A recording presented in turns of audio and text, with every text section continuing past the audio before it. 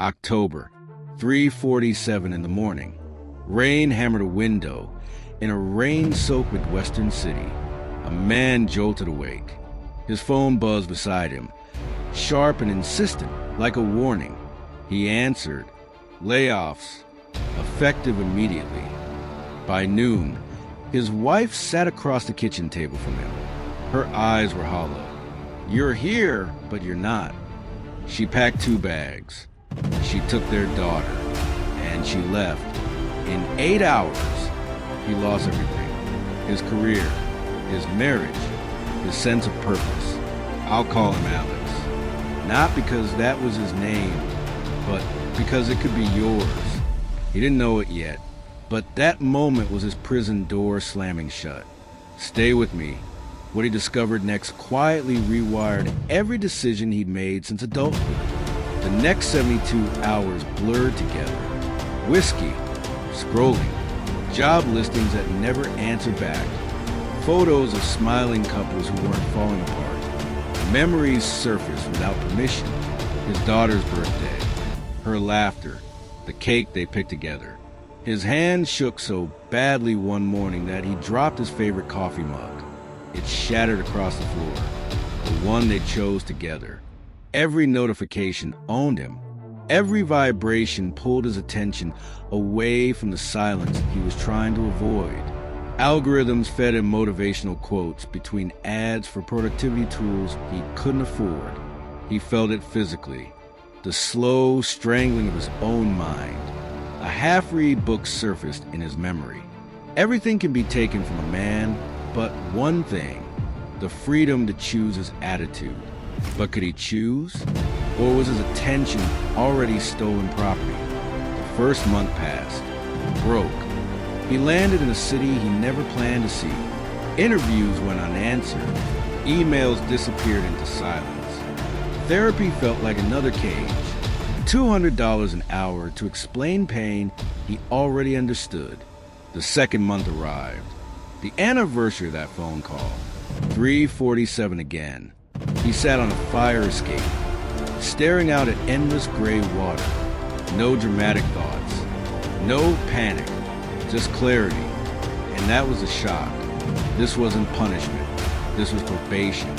Every safe decision he'd made. Every good grade. Every promotion. Every mortgage payment. They hadn't trained him for freedom. They trained him for captivity. A thought surfaced. Every action is a vote for the type of person you become. He'd been voting employee for decades. Sovereignty was never on the ballot. That night, he made one small decision. No phone before 10 in the morning. The first day felt like withdrawal. The second day felt unbearable. By the 7th day, something shifted. Silence stopped feeling empty. It felt spacious.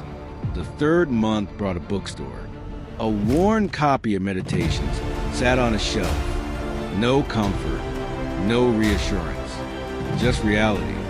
You have power over your mind, not outside events. That was the moment it clicked. The prison was never the job. It wasn't the marriage. It wasn't the city. It was his attention. What the mind feeds on becomes your life. And his mind had been feeding on menus, notifications, and noise. No wonder his world looked the same.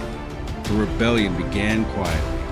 The first 90 minutes of every morning belonged to him. No screens, no input, journaling, cold showers that burned his scalp and forced him fully into his body. Long walks along empty industrial water lines. Wind cutting through him like voluntary war. Discomfort stopped being the enemy.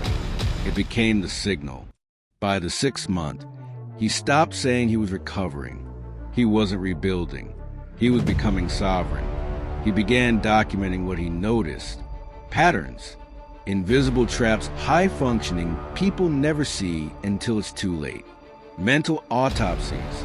Quiet postmortems on ambition. Someone powerful reached out. Then another. Not coaching. No programs. Just insight. Private conversations. London. Berlin. More money than his old cage ever paid him. No office.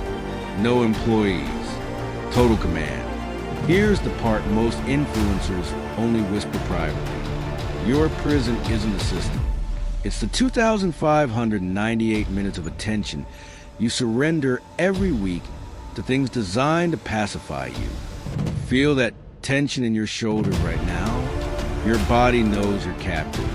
That dull ache when you think about the life you haven't lived yet? That's your sovereign self pounding on the cell door.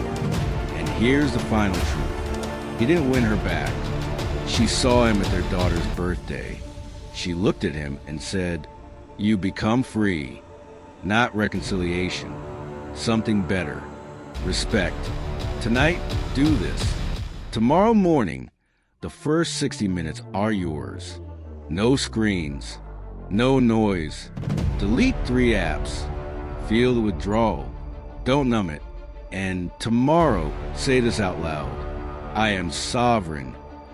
He didn't beat the Matrix. He became ungovernable. No salary could buy him. No algorithm could hold him. No past could define him. You watching this now, whether you're in New York, Manchester, or Paris, your 347 is coming, or it's already here.